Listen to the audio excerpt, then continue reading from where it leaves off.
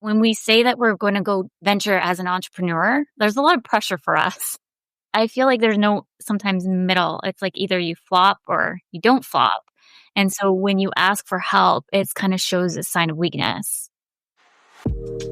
You're listening to Breakthrough with Coach B, where we help you work less so you can earn and live more. Our mission is to free you from the unnecessary, the repetitive, and the draining, so you can focus on what you love, excel at, and grow your business. Let's dive in.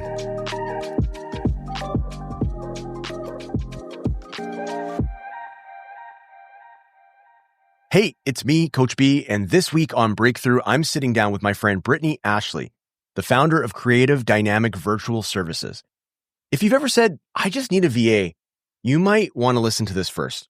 Brittney shares what needs to happen first to get a real return on that hire. We explore the differences between a virtual assistant and an online business manager, or OBM, how to know which one you need right now, and how a business audit can uncover the hidden efficiencies costing you time, energy, and money. My favorite topics. We also talk pricing models, team structures, delegation fears, and what fractional employment actually looks like in a modern real estate business. This is about more than outsourcing. It's about stepping into leadership and setting your business up to grow, with or without you. Enjoy my conversation with Brittney Ashley. Imagine freeing up 10 hours a week to focus on what you love, personally and professionally. Ready to get started? Our free guide walks you through the first step, a resource review to identify where you spend your time, money, and energy. Download it now at bradenwheatcroft.com/review or find the link in our show notes. Let's get you closer to your breakthrough.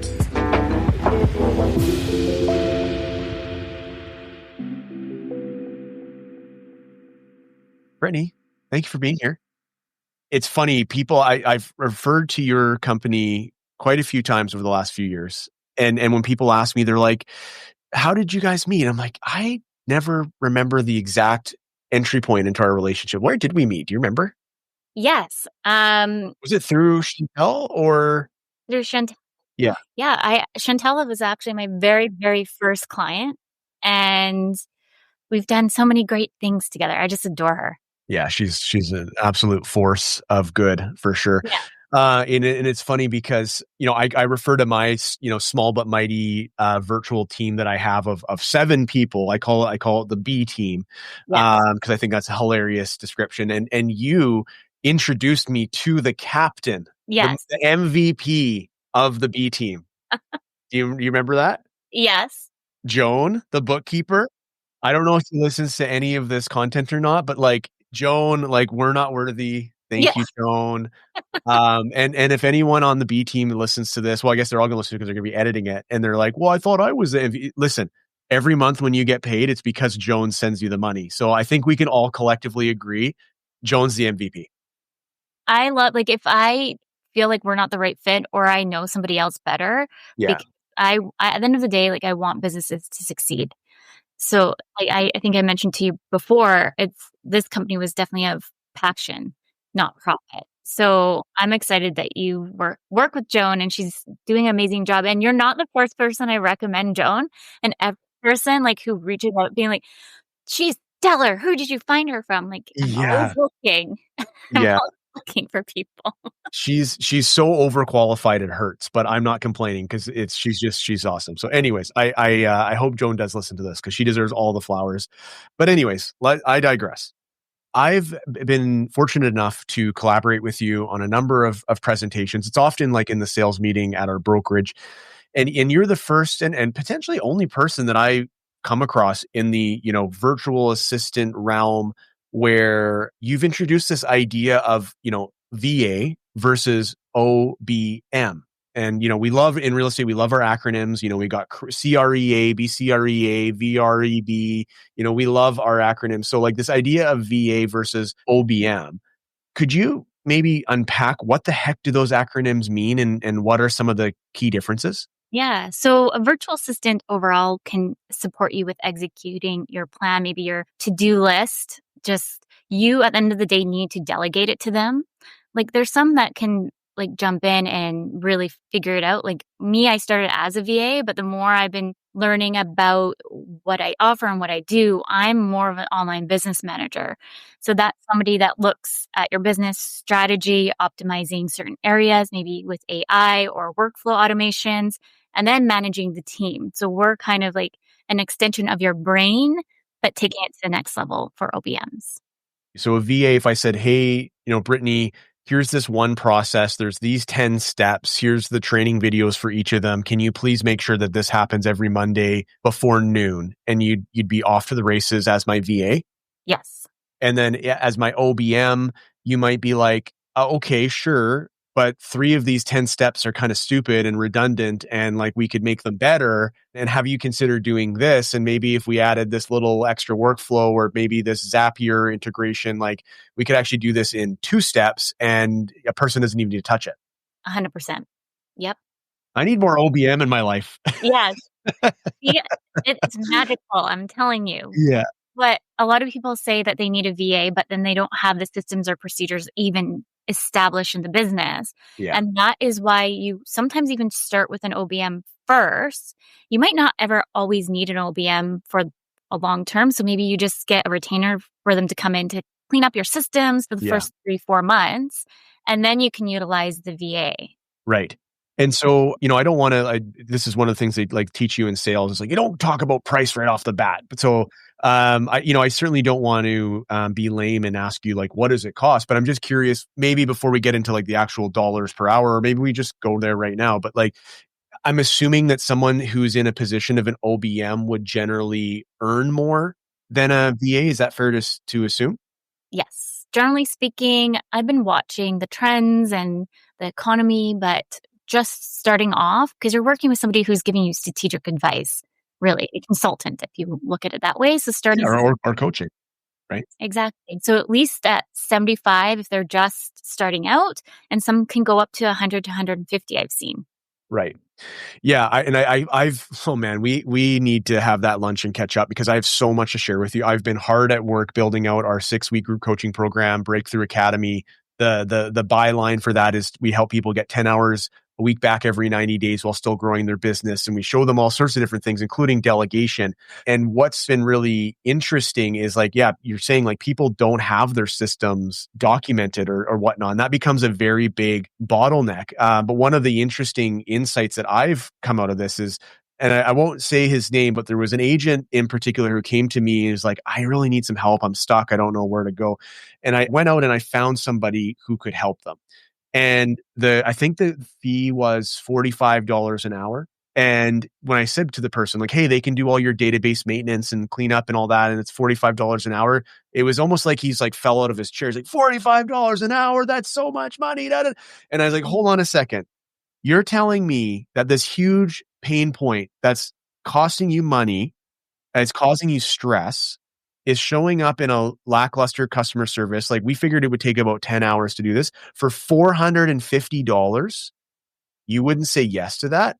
And he literally said, well, for $450 doesn't sound so bad. And I had this epiphany where I was like, oh, okay. As realtors, and I would sure entrepreneurs in general, we have a very, very loose grip on hourly wages. Like a lot of us, the last time we worked by the hour was our first job at McDonald's making $7 an hour. So anything more like in the real estate reference, it's like when first time buyers have their parents come and they see the house and it's worth 800,000 and dad's like, oh, what my first house was only $78,000. And you're like, yeah, dad, that was in 1987. Like, what are we even talking about? It's 2025, right? So I've realized, and I've worked it into the program, that there's, to me, like we don't really have a strong a grip on dollar per hour. And so when I start expressing things in terms of package pricing, which there's a danger of because we have to know how long it's going to take to do a task, it just clicks with people. And I've realized that as realtors, we earn income in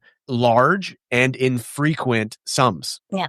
So when we get a listing, we'll drop $1,500 on marketing, no problem. Mm-hmm. But to sign up for 10 hours a week at $50 an hour to solve a real problem in our business, that's the scariest thing ever. Yes. Right. So I wanted to share that with you. Sorry for my monologue. I'm just so excited. No, I haven't seen you in a while. I'm like, look, listen to what I've learned in my program. No, I love that. And I think it's to put it one step further is look at what we're paying. depending where you're located.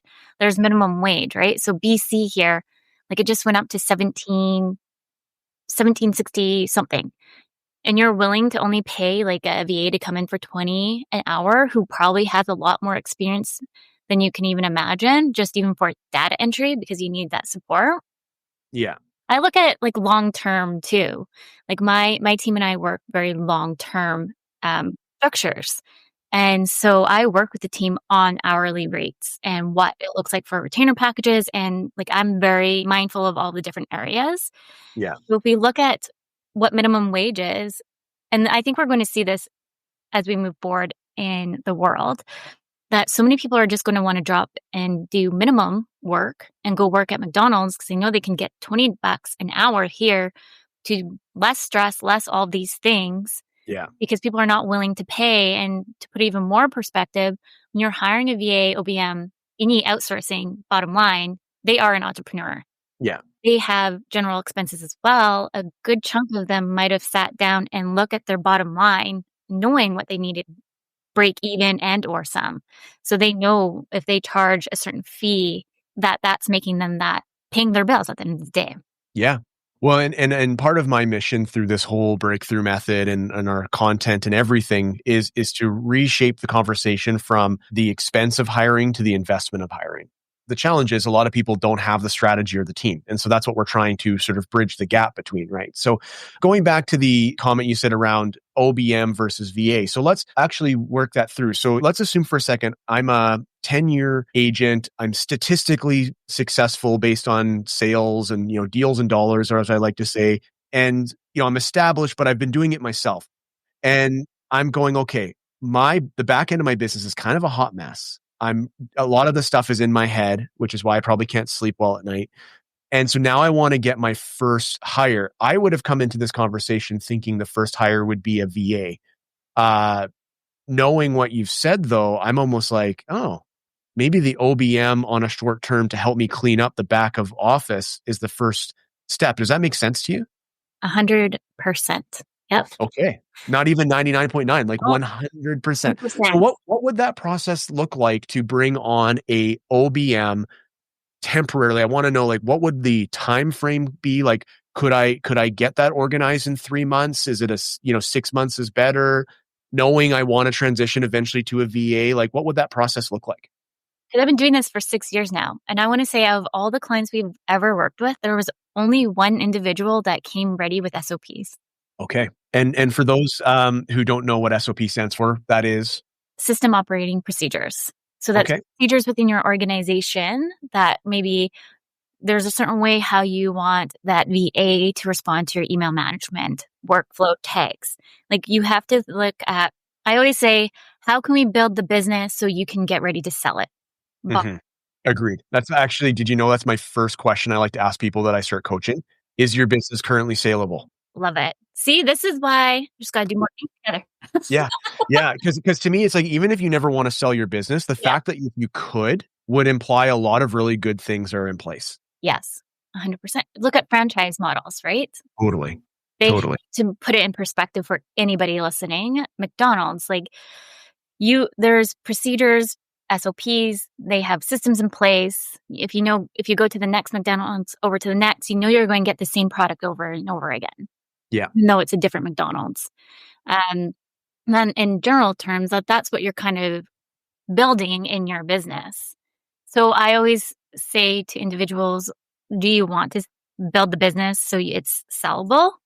Do you have SOPs? And then I find so many people are like a little bit, they hit the ground running and they've been very successful, but now things are falling in the cracks. And so the new thing that we've been rolling into is doing business audits. And so we look at business audits as a whole of your business, administration, workflow, automation, marketing, everything, and put it into a document. And from that audit, we can, at a high level, we can already see maybe where can we use AI? Where can we utilize a better CRM? I feel like I need a business audit. I do. I think I've been adding on virtual team members one by one for 2.5 years now. And I think that it's probably time that I kind of circle back to the beginning and look at the whole collective and go, where are there opportunities to streamline? exactly. I feel like sometimes when you're constantly in it, sometimes it's hard to pull yourself out and be like, "You know what? That could totally probably be automated. You know what? That can totally probably be." AI is like, yes, taking over the world a little bit, but it can be really great in our business as well. There's one organization, they wanted an admin for phone services. I'm like, well, and I'm putting this out there for everybody. When you hire a VA, sometimes a lot of them, I'm seeing a trend, they don't want to answer phones. Or if they do, they'll answer like the voice messages. And so there's call services, which is great, but there's AI now coming in that can kind of like really funnel the flow to make sure you're getting qualified leads. Mm-hmm. And then that's when the admin person can call back and like qualify that lead. Yeah, so it's interesting. I just finished week 4 of Breakthrough Academy, which is automate the repetitive. So it's like the techie, nerdy AI checklist automation part of the program. And I mentioned how I'd received an email, a cold email from a copywriter who wrote such a well-written email. It actually got my attention because I'm getting, just like you, I'm sure, and everyone listening to this or watching is you get 5 or 6 of these a week on Instagram and email, like people basically telling you your Instagram sucks and I can make it better and pay me is basically how I read most of those emails. And this one was really well done. And I was like, wow, like this person's either read or watched my stuff or like whatever AI they're using. And so they followed up and the follow-up was just as good as the first one. And so I engaged and I actually literally said to this person, like, hey, I don't know how much AI you're using, but your email really stood out to me. It felt personal. And it doesn't matter how much AI you're using. It's how your email made me feel. Uh-huh. Right. It Yeah. made me feel seen. Mm. Right. Like it made me feel like you give a shit about oh, by the way, you're allowed to swear on this program. It's not a family program. And so it made me feel that way. So anyways, I'm on a very small project. I've hired him to work on a sales page copy, a thank you page copy, and a 30-day follow-up email campaign post lead magnet download. Love that. And so he's working on that. And I mentioned this in the automation class. And one of the students was like, well, what if he's just using AI? Kind of implying like, I'm being taken advantage of if I'm paying a copywriter who's just using Chat GPT. My reframe on that is if anyone on my team is not using AI, they're fired. Mm-hmm. Well, you can use it and leverage it in so many ways. If you are not using the tools, like if I was going in for some type of surgery, and there was a world-class new tech age diagnostic tool that would increase the success rate of my procedure exponentially, but my old curmudgeon surgeon is too, no, I like to freehand it with my scalpel. Like I would rebook and get a different surgeon. So this like alienation or this like animosity towards AI, it's like, no, it's a tool. In one of our episodes, we had a guy who's built a really cool AI tool chatbot for real estate websites. And, we said like, I don't believe AI will replace realtors. I think realtors who don't embrace AI will be replaced. 100%. I actually just was, well, remember Sears? I'm just going to use this as context. Yeah. Remember when they had a little Sears section in the Bay before the Bay went out of business? That was the weirdest thing. Yeah. And how magazine was like the main priority for them. That was their marketing tactics. And okay, you're looking forward to it every Christmas, but look at how the seasons has changed and they're no longer in business. It's just like AI in a way to kind of, now this is a new tool that we can leverage. How can we leverage it to best get it to at the end of the day, you're always going to need your brain because it's a bot. I use AI all the time. Like it's my best friend. I call it Ted. Like Ted and I sometimes break up. But you need to know how to manipulate it. And there's ways to manipulate it. Like I tested a AI platform for PowerPoints. And it saved me, because I'm a perfectionist, it saved me 2 hours. Yeah. And I just had to present it because I know SOPs inside and out. I just don't have the time to sometimes create PowerPoint. So I gave the information to the bot and it created PowerPoint and I hit the ground running. Yeah, no, for sure. So I want to just bring us back to the path here for a second, because I do want to transition into, the realtor getting ready to delegate, even if it feels messy. Yes. But back to that OBM. So like a business audit, an OBM comes in, like I said, could that be banged out in a 30-day process? Is that a 1-year process? Like, what does that look like as a strategy? Because remember, I'm a 10-year agent who does everything myself. and I can't hire a VA into chaos. I need an OBM to come in and turn that chaos into clarity. What would that look like? Could you bullet point sort of the value prop for me? I think it depends on each business for sure. That's why I started doing like the business audit so I can get to know you a little bit more. Sometimes a OBM could jump in and just do it within 3 to 6 months to clarify and pinpoint a lot of SOPs. Some can just do it within a 3-month retainer. It really depends of like a hot mess you are in plain terms. But overall, like our flow would be a business audit. Okay, we see that you're missing a CRM. I'm just using this because I just did something recently. They didn't have a CRM, but they wanted a VA.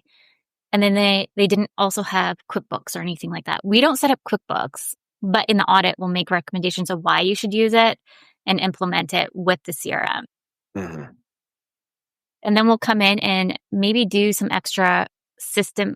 Everyone likes Follow Up Boss. I love it. Yeah. Come in and organize that system, tags, and really make sure it's nailed in. And then make sure we know where we're kind of having that cutoff place to move them in to your email marketing system. Yeah. I personally don't like Follow Up Boss for the email marketing pieces. I know a lot of people do use that. I like MailChimp and MailerLite to make it a little bit more. I like the aesthetic pieces. Yeah. Yeah, it's a little bit more that, and that's, I think, the tug of war between simplicity. Oftentimes when I look at my tech stack, like I'm actually currently in the process of eliminating some things that are no longer needed, or there's some redundancy. But my tech stack, and I hope my wife isn't listening to this, but I probably spend $500-$600 a month on tech, on subscriptions, right? And I'm trying to cut that down to $400 a month, and we'll see. But there's this idea of like, oh, wouldn't it be nice to have an all-in-one solution that does all of it? Mm-hmm. And then I get down that path and I realize like, but it doesn't do all of it that well. And now this is why I'm grabbing things that are best in class in their each category, and I'm building my own, tech stack. But then that becomes expensive. And so there's a lot of potential points of failure because does one system talk to the other system? So this is where I think having the guidance of an OBM is really valuable, because I think there will be times to use the all-in-one tool or the one tool that could solve 4 problems for you. And then there's other times where it just makes more sense for the impact you want that thing to have to use the first-in-class option. 100%. And perhaps they might even see that you're struggling. So we work with a range of industries. So I'll just use the interior designer, for example. They were using ClickUp with another VA. Mm-hmm. And I could see that she's definitely more of like a visual learner. Can I guess? Yeah. Did they go to Trello? Yeah. Yeah! I knew it! Trello. I tend to move a lot of people over to Trello, to be honest, because it's just easy to use. It's just... Yeah, once you've seen it once demoed for you, you're like, oh, I get this. 100%. Versus ClickUp. ClickUp is a beast. I love ClickUp. Don't get me wrong. I'm very particular about my platforms. So if I say, let's go to ClickUp, there's a good reason why. Sure. But Trello tends to be like the number one I move people to. Yeah. And you can organize it very effectively. You've made it this far, which means you're ready for your next breakthrough. If you're tired of trying to figure it out all on your own, let me guide you. Join the waitlist for our next Breakthrough Academy, a 6-week virtual group coaching program where I'll teach you our proven breakthrough method. With live lessons, expert guests, and a cohort of like-minded agents, you'll learn to work less and earn and live more. Visit bradenweecroft.com/academy or find the link in our show notes. Don't wait. Your breakthrough is just around the corner. I understand the process, like it really varies. What would a business audit generally range from? Ours is starting at $497. Really, it's just like one meeting. Sorry, did you say $497? That is so affordable. See? I'm not even kidding. I thought you were going to say 4,907. I was like, oh, okay. Well, yeah, that makes sense. You're doing a full audit. What? We need to edit this out. We need to redo this. When I ask you the question and you say how much it is, you need to say it's $1,200. No, okay. Well, that's awesome. For $500, you're doing a video or an audit, and then what? We're having a meeting. We'll talk to you about what do you wish to delegate? What do you wish to automate? What systems you're using? At the end of the day, you should be the CEO of the organization. You should be the forefront. And so from that, our meeting will create that documentation. Sometimes we do like an audit for your CRM too. I just did one specifically for Jobber for another landscaping company here, and I'm on page 20. I get kind of hyper focused in because I want the best solutions for the organization, no matter what industry you're in, to make sure we're elevating it as much as possible. But yeah, so I don't even want to say it's cheap because I know it's going to turn into something else for us and we can jump in and elevate your systems and processes, marketing, and all the things. Okay, that's great. And so then from there it flows in. And, I would imagine it would be nice if the OBM audit and process flowed into a VA with your company. But I would imagine that it would, maybe they have a VA that they want to use somewhere else. It's like either way, you're kind of setting the stage for a VA to come in and start running the systems. 100%. Yeah. That's why I kind of liking the audits right now, to be honest, because when I've done them in the past, I'm like, oh yeah, here's a VA. And then I just could see the individual struggling utilizing the VA. And like, I want to make sure you're paying for what you get. Yeah. Bottom line. And so I end up jumping in so much more. So having these audits helps me as a business to make sure you're walking away with the best results too. Well, it's funny to say this in real time while we're making content for the program. I'm like, yeah, we need to do this together. How do we need to like somehow align because that would be so valuable. And I just don't have the attention to detail to pull something like that off. So I don't know if I'm hired or you're hired, but let's go. So let's talk about the like, okay, Mhm. Braden and Brittany have wore me down. I get it. I need help. I'm going to let go, loosen the grip a little bit. Maybe I'm now thinking OBM first versus a VA.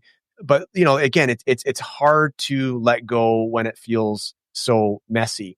And, I don't know about you, but I hear this a lot where it's like, people who clean their house before their house cleaner comes over, or people who like floss extra before they go to the dentist. You're like, that like it's all going to make that much of a difference. Like these are pros in their field. They know what's up. But I know the pressure of being like, I can't just give them this dumpster fire of a CRM or email or Google Drive or whatever. But like, I'm curious, let's start with the mindset piece. Like, what is the mindset that you think an agent who is feeling that needs to embrace before they can start actually accepting help from someone like yourself or an OBM or another VA? I think it kind of comes down to the fear, which is okay. That fear that we're showing that we need help and we're scared to ask for help Mm. piece. From what I've seen, the trend. What do you think they're afraid of? What's the fear? I've got some ideas I'll share, but I want to hear your perspective. I think everyone's completely different, but when we say that we're going to go venture as an entrepreneur, there's a lot of pressure for us Mm-hmm. because really it's I feel like there's no sometimes middle. It's like either you flop or you don't flop. And so when you ask for help, it kind of shows a sign of weakness. But maybe we change that. It's not a side of weakness. It's a side of leadership that we're stepping into our own CEO abilities to make extraordinary things. One of the things I've observed, I'm very lucky. The average coaching client that's been with me with Richard Robbins, he's coaching 7 years. So I've seen people like who are single, date, get married, have kids. Like I've had this amazing like front row seat to people's lives. And one of the things that I've noticed is as their business grows, their roles and responsibilities actually shrinks. Mhm. It's sort of this counterintuitive principle where it's like you think the bigger your business, the more you're going to have to do. And it's like actually what tends to happen is the more, and I hate using the word successful because it feels so cheesy and subjective, but like the more successful you become, the smaller your to-do list is. And so to me, it's like if you don't admit to yourself that if you really want to go from 10 sales a year to 100 sales a year, it's like you're going to actually have to let go and say no to a bunch more than what you're doing right now. Yes. Right. And so like to me, like I feel like my job description now in my current role is 3 things. And before it might have been 30. And the idea of even doing 4 feels overwhelming. So like I just know what the 3 things are. And then I try to like get help from people that are experts in that sort of stuff. I guess because I am a mom, so I've been doing this for 6 years with my daughter by my side, now 2 kiddos, and you have to really ask yourself too, how do you want to show up in your business? Yeah. Where do you want to show up and really nail down the whys? So for me, I know I want my weekends. I used to work in the tourism hospitality industry. I used to work nights, days, all the things. And that's just not in alignment, nor did I ever think it was fun. I always wanted to be like, oh, I want to be that person who's having fun over there, Yeah. serving them. I've just always had it in my brain that I knew down the road I never wanted to work on weekends. So I think kind of breaking it down in chunks, where you are now, where you want to be, and start like removing from your to-do list things that you think that you can delegate. And then you need to start asking yourself, why are you having such a hard time to delegate it? What's holding you back? And ask yourself those curious questions, because the more you do, the more you'll tap into those things of what is truly holding you in that stuck bottleneck. And so making this a little bit more practical for a moment, get some steps or things people can do to prep to either sit down with an OBM or a VA. Obviously, again, it's like, if your house cleaner is coming over, maybe you don't need to fully vacuum, clean the fridge and wash the windows, but maybe there's a couple things you could do to put your cleaner in a position to be successful. For example, have the cleaning supplies that they've asked for ready and in stock, having your vacuum actually there, whatever. I realize like what a privileged guy I sound like now talking about a cleaner, because I bet a lot of people don't have one, but like that's one of the best investments you can make in this process. Yes. So anyways, as I was saying that out loud, I was like literally canceling myself in real time. I'm like, white guy in position of power talks about cleaner too much. Oh, frick. My social worker wife has ruined me. I think about these things while I'm talking all the time. Anyways, I digress. What are 2 to 3 practical things people can do that make sense for them to do? They're not like doing it in replace of the OBM or VA, to set that person up for success. Well, at the end of the day, you are the brand. So you need to be the forefront in networking events. So generally speaking, like I know when I have a networking event, I can't necessarily send my VA or OBM to represent me. Yeah, sure, maybe, but I am the brand. I'm the face. When anyone thinks of the company, they think of Brittney. Thinking of that kind of capacity, I think would help. Another piece is breaking down further of things that you really drive you bananas doing. Like I do not like bookkeeping. Uh, I don't have a Joan, but I have my sister-in-law who's my Joan, Yes. which I know I can hand on and hand off and truly trust. And I think sometimes and I get it, outsourcing your baby, like my business is like my third baby. I like to joke because I built it with my babies. And so handing anything off to somebody that you maybe never met before, yeah, you've maybe done a lot of the references, but you're still the scared factor comes in. Start small. We're actually just bringing in somebody new to the team, and I haven't brought somebody new into the team in a very long time, to be honest. And so I get where that fear comes from, because you built a brand, you built something from day one, and you don't want it to go flop. So I totally get it and I hear it. So what I'm doing is starting small, just with one project, see how they do. What's their return time on emails, detailed to attention. So it's like being mindful of those little things that you can help somebody to do to see like where they fit into the mold. I'm all about tapping into everybody's strengths and then know your weaknesses. So I love figuring out like, what is my strength? Okay, my weakness for me, my weakness is reading and writing. I have dyslexia. I'm a slower reader than normal. So what are things I can do within my business to help me? Like I literally like it's in my brain, but can I write it out? And I get kind of bundled along like the spelling things. So some like I just know it needs to go this way, but I can't remember. So I just throw it in the chat bot. I'm like, that's exactly what I'm trying to say. Thank you. Yeah, we built a custom GPT for my assistant Isabel, who lives in Colombia, and I always say like her English is far better than my Spanish. Like anyone, I speak one language and I don't speak it very well. The fact she can speak two, obviously Spanish like incredibly well and English really well is great. But sometimes in her texts or emails, the different grammar of the different languages can show up, and so we built a GPT. So anytime she's communicating with I don't really care myself because it gives me something to tease her about. But when it's, with our outward facing clients and team members and whatnot, like we do want to make sure that it's formatted for English grammar and punctuation, etc. And so she'll run it through that. And we built it based on a brand voice guide we created for our brand and a few other, frameworks and whatnot. And what an awesome tool. Like, and that, again, that's the thing is like, I feel like, AI is not just a tool for you. It's a tool for your team. Like your VA should be using AI.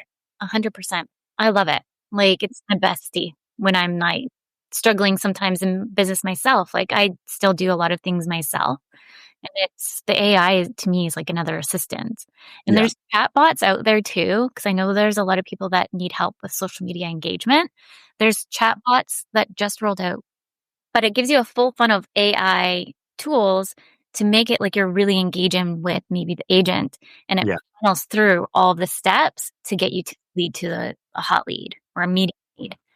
Yeah, we just the interview we had with Peter from Realty AI is a chatbot that sits on people's websites. It's designed to convert website visitors into qualified leads, which is so cool. Amazing. So on a practical one, this is one of my recommendations. This is coming right out of our program because a lot of people don't know where to start. And I always say start by following the money. So we all probably have a pile of subscriptions, some of which we don't even know about. I'm embarrassed to admit how many TV subscriptions I have.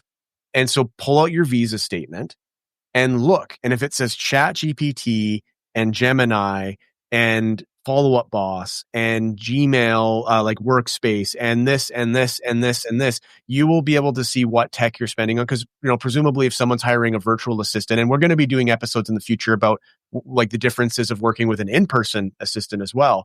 But working with a VA, it's like odds are it's going to be done on a computer. Therefore, the apps and softwares and subscriptions that you use is going to be sort of the toolkit they're working with. That's a great place to start. And then to take it one step further of like your first day sitting down with your VA or your OBM, having your passwords, your username and passwords, your login credentials for that. So if you say, well, can't even keep track of all my software, check your Visa statement. What's the recurring payments? That's probably what it is. There's some sneaky ones that are annual, so make sure you look through enough of them. But that's usually what I recommend. Yeah, and some OBMs help with that, FYI. There you go. So if you are the hottest of hot messes, even an OBM can do that for you. Okay. Yeah. Yes. They'll review it for you and highlight things. If you're also like managing the inbox, like they definitely can start picking out on a lot of things of like, okay, why are you using this program, this program, this program? They'll start questioning the inbox. That is the stated goal for me this year for the I didn't realize I was going to have a second copywriter work on a project. By the way, my main copywriter, Rachel, who is the voice of our brand, it's just a one-off thing. Okay. Sorry you had to find out this way. I'm just kidding. I'm going to now have to send her an email. But she does all of our show notes, our blogs, our newsletters, everything. If it's written, it's, she's written it. And I say that like very intentionally because we'll get like nice comments from people being like, oh, I'm seeing your stuff on social or seeing this. And I'm very, very quick to make sure I acknowledge the members of my team. One, because I think that's good teammate leadership skills, but also like I would be an absolute hypocrite if I was a proponent for, eliminating, automating and delegating and pretending that you are the one doing it all. It's like, no, like I'm not. I have all of these people helping. And again, I don't think of that as a sign of weakness. If someone says, wow, your social media, even today, I got a message from someone saying like, I'm really enjoying your social media. I screenshotted that and sent it to my social media manager, Katie, because she's the one doing it. Right? Like, I think it's important to acknowledge your team. 100%. I worked in a very toxic work environment back in the day now, 100 years ago. Feels like. But just having some kind of acknowledgement goes a long way. So I always do like surprise acknowledgements and gift cards to my team. I wouldn't have built my business without my team. Like that leadership style, I think like my best boss actually was back in tourism. I don't know if I ever told you, but I used to work at Blackball Ferries. And we're not allowed cars on the road. Like when it starts lining up, like you need to sell. This is before I know apparently they got systems now. But I did everything by hand and by brain. But Ryan, the CEO of the company, would be right down there with us, checking in, asking how we are and how we can help. And he would jump into the booth and start selling tickets to support us. And like, I want to be known as that leader as well. I'll jump in and support my team as much as I can. and do my check-in points as well, because I'm not just a boss, I'm a leader, but I want everyone to be feeling comfortable and secure. I do a lot of surprise gifts for my wife, usually after I forget our anniversary or Valentine's Day. It's like the week, "Surprise!" No, I'm kidding. No, I think that's actually, again, one of those, like, I didn't know when I started this journey that I know now things is that you really, whether you know it or not, and almost like whether you like it or not, you are signing up for, leadership. Uh-huh. Right? And I think that that's a lot of people get into real estate because they wanna be independent, and then they think that they can just sort of, like, throw their credit card at a VA agency, and it's just gonna be like this, soulless humanoid robot AI whatever person, and they're just gonna do your bidding, and they don't care if you say good morning or it's like, no, no, no. You are working with a team of people. They have feelings, they have lifestyle stuff, they have issues that come up, and so I do believe a big element of doing this successfully is working on your leadership skills. 100%. Yeah. So I'd love to, as we start to sort of round out the conversation here, talking about the first sort of 30 to 60 days, what would you say, like expectation wise, you wish everyone would know about the first 30 to 60, 90 days working with either a VA or an OBM? At the end of the day, we can't read your mind. Oh, what? We wish we could, because I find that this is the reoccurring issue that a lot of people have, is that we can't read minds, and they wish that it would have just happened yesterday. And when we come into an organization, you're still onboarding a team member, if it's virtual or in person. It doesn't matter how you want to put it. You're still onboarding a team member into your organization. They still need to understand how you work, how you communicate, your expectations, your policies. Like, this is where the SOPs really are helpful. Some individuals might have ADHD, like they need that structure. I find a lot of entrepreneurs do have ADHD. I have ADHD, and I love structure and procedures and everything laid out for me. So I know exactly what I'm walking into, and I can pick it up really fast. So if you're having that expectation that you're just wanting to outsource, great. But maybe outline some pieces to kind of secure that onboarding phase. The onboarding phase, I always say, takes between 3 to 6 months, depending on what you're outsourcing for and how your needs really. Yeah. What would you say to someone who's stuck in the perfectionist trap? I think you need to ask yourself why you're stuck in the perfectionist trap. Can you say more about that?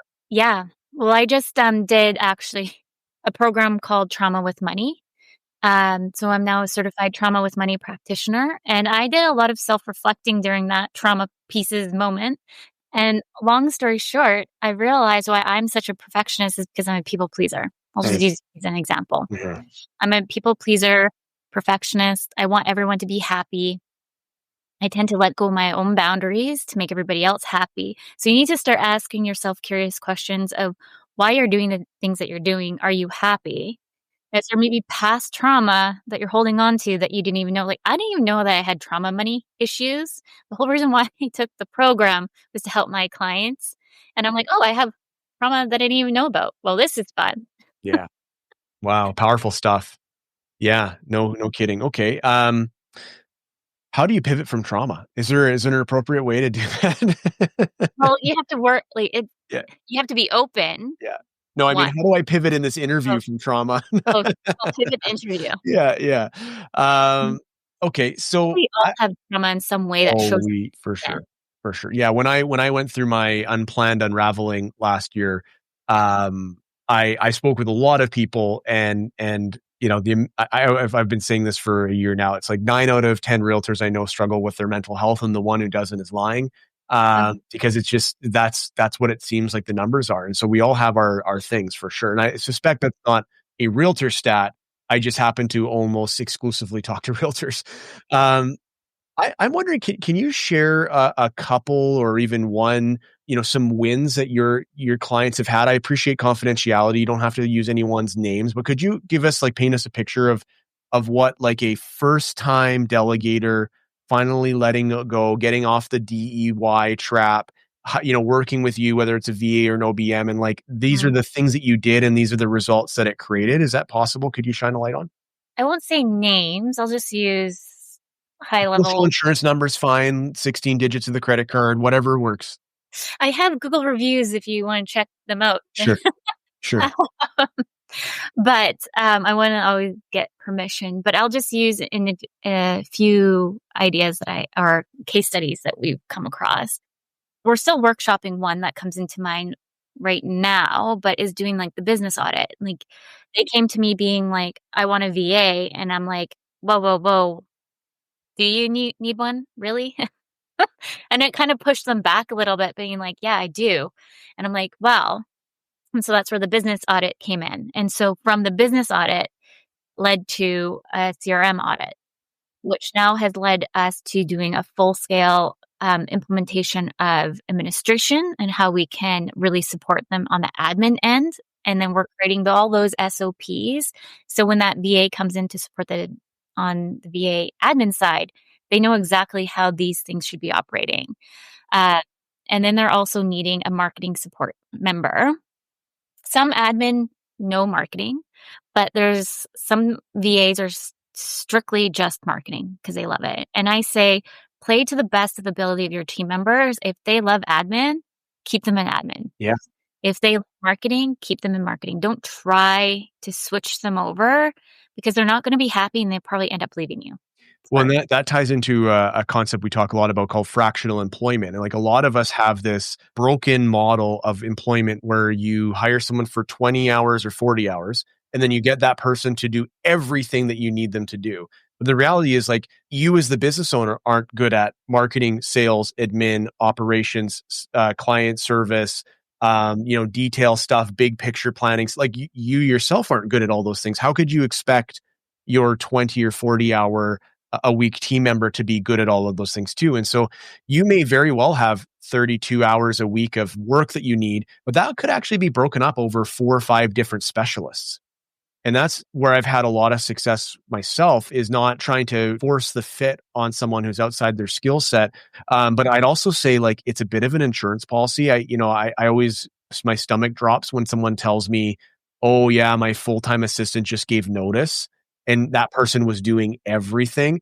And I don't want to say this because I certainly don't want to jinx it. I'm not asking for anyone from my team to test this theory if you're listening, but if one of my team members was to decide to change something, or maybe they don't want to work with me anymore, or whatever, the rest of the operation can continue to roll while we try to find whatever that now vacant department is. And so for me, there's a little bit of an insurance policy with that as well.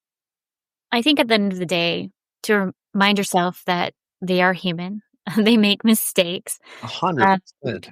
Their capacity throughout the day, week, depending on who you're hiring. Like if you're hiring a mom, like they'll outline boundaries for you. Some people are not good at that, but what I'm seeing and what I'm trying to really just tell the world is that everybody should have boundaries in how they're going to work with an individual when they're coming in to support the business.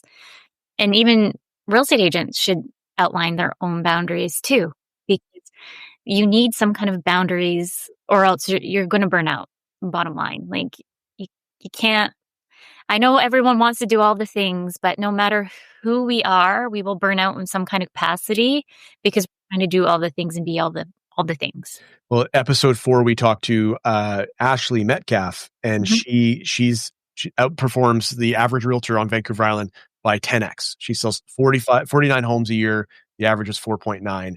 And she went from the burnout to boundaries life. And now like she'll turn her phone off at 8:00 at night. And a lot of realtors are like, how is that even possible? And it's like, well, you teach people how to treat you. You have systems, you have processes, maybe you have team members that can step in. And it's not an overnight thing. I think a lot of people, when they're making this progression, think of it like a light switch. You either go from like fully bottlenecked to fully broken through. And it's like, it's not really a light switch as much as it's a dimmer or a fader. Like you're slowly over time doing it. It's just like that saying, Rome wasn't built in a day. Yeah. And I do actually believe agents can get to a place where sometimes they don't have to be looking at their phones at 8:00. Yeah. I've said this to the past to some, and I think it looked like I was a ghost. I'm like, no, it's all possible. It's all possible. Brittney, I really appreciate you taking the time. I can't wait to have lunch and catch up. Thank you so much for being here. Yeah, thanks for having me. Thanks for tuning in to Breakthrough with Coach B. If you're ready to let go in order to grow, visit bradenweekroft.com for free and paid resources to help you take the next step. Your future self will thank you. Until next time, here's to your breakthrough.